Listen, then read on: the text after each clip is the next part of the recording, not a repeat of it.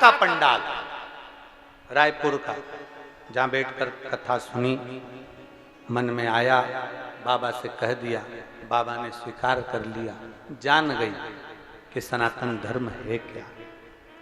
हम तो कई लोगों को देखते हैं तो कहते हैं कि जो जानते हैं कि हमारा शिव शिव है, पहचानते हैं कि शंकर शंकर है, तो भी वो विचित्र भाव लेकर आ जाते हैं। क्या ऐसा हो सकता?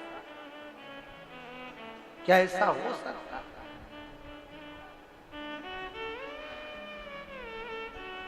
क्या ये सत्य हो सकता? हम भ्रम में पड़ गए। शिव महापुराण शंकर जी की यह पवित्र कथा लोगों के भीतर का भ्रम निकालती है। शिव महापुराण सत्य को बताने का प्रयास करती है, और सत्य हमेशा कड़वा होता है, इसलिए सहन नहीं हो पाता।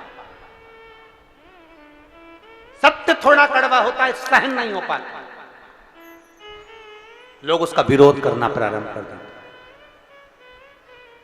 ऐसा हो ही नहीं सकता, ये हो ही नहीं सकता। और विरोध कौन करता है? जो अज्ञानी है, जिसकी समझ में नहीं है, जिसने शास्त्र को पढ़ा ही नहीं है, जो अध्ययन ही नहीं करा, अपने आप को श्रेष्ठ मान लिया, वो विरोध करेगा।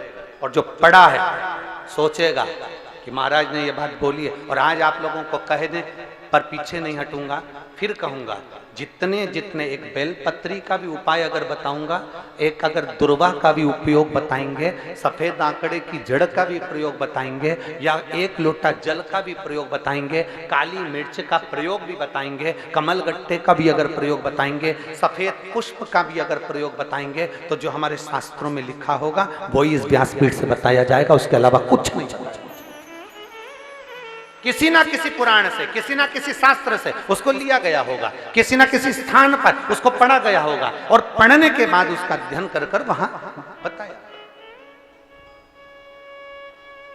क्योंकि करोड़ों लोग, करोड़ों शिव भक्त इस शिव महापुराण की कथा को सुनते हैं, चाहे वो टीवी के सामने बैठकर सुने, मोबाइल पर सुने, चाहे वो यूट्यूब पर सुने, फेसबुक पर सुने, चाहे पंडाल में सुने। लाखों की संख्या में आप लोग आए हैं, पंडाल में बैठने की जगह नहीं है, लोग बाहर अपने अपने साथ में बिछाने की दरी लेकर आए हैं जिस पर बैठे हुए हैं। पीछे पंडालों में जगह नहीं है, पंडाल पूरे भरे पड़े हुए हैं, लोग पेड़ों के नीचे, गाड़ियों के नीचे बैठे हुए हैं, जगह नहीं।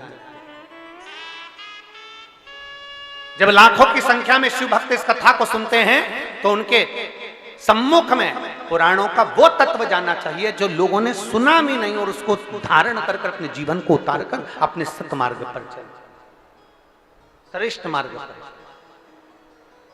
और महाराज उस मार्ग पर चलना बहुत कठिन, बहुत